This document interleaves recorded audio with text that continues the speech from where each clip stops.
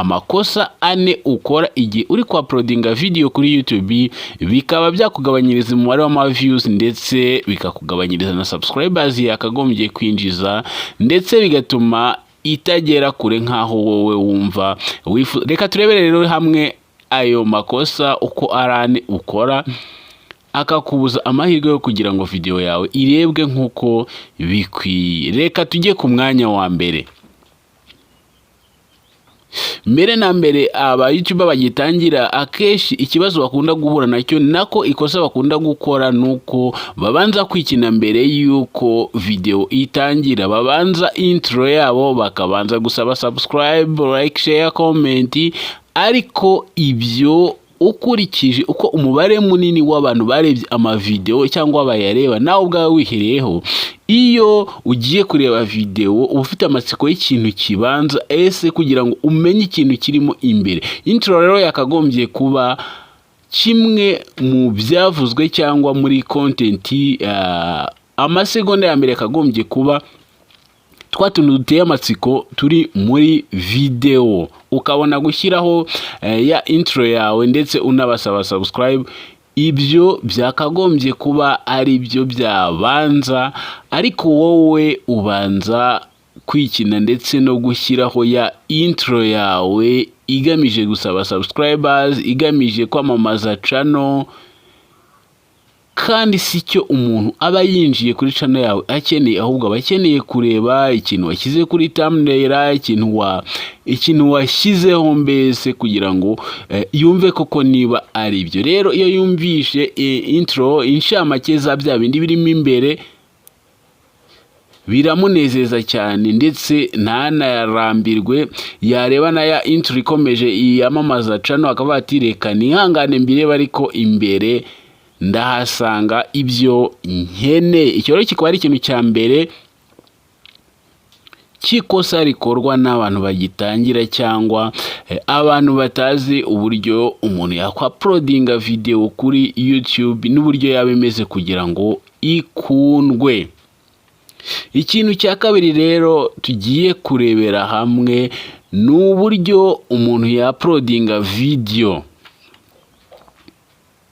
Iyo umuntu ya-uploadinze video agomba kureba neza ko video mbere yuko bayicekinga ifite thumbnail, ifite title ndetse ifite na buri kimwe cyose kigomba kuba kiri kuri video, kubera ko ibiranga video nibyo nta kindi.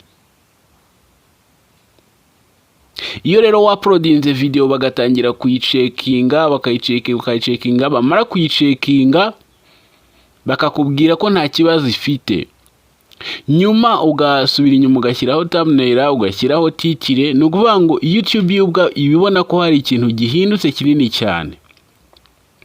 Hari igihe muri iyo thumbnail haba harimo ikibazo, kubera ko bamaze gucekinga video yawe wamaze kuyishyiraho, noneho haba harimo ikibazo ntibahite banakikubwira, bakazakikubwira nyuma ari uko video yawe yamaze kurebwa. Urumva rero ni ikibazo gikomeye. Ukagombye kubanza ukareba neza ko video yawe ifite thumbnail, ukayishyiraho, ukareba ko ifite title, ukayishyiraho, buri kimwe cyose ukagishyiraho, ugasetinga buri kimwe cyose kugira ngo ya video yawe ize gucekingwa byose biriho, noneho ntizaze kuguteza ibibazo nyuma yamaze kurebwa ngo ukenere kuyisiba. Kandi twamaze kurebera hamwe ko nanone gusiba video ari bibi cyane, bisubiza channel yawe nyuma ikaba yajya hasi. Reka tujye ku mwanya wa gatatu.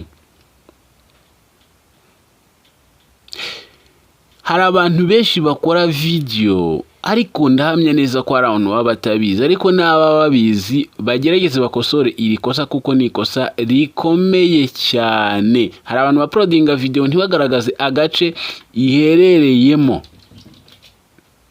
bakagaragaza agace katari akanya ko. Baba ba-uploadinze comedy bagashyiraho wenda ngo ni siporo, baba ba-uploadinze ko siporo bagashyiraho ngo ni entertainment,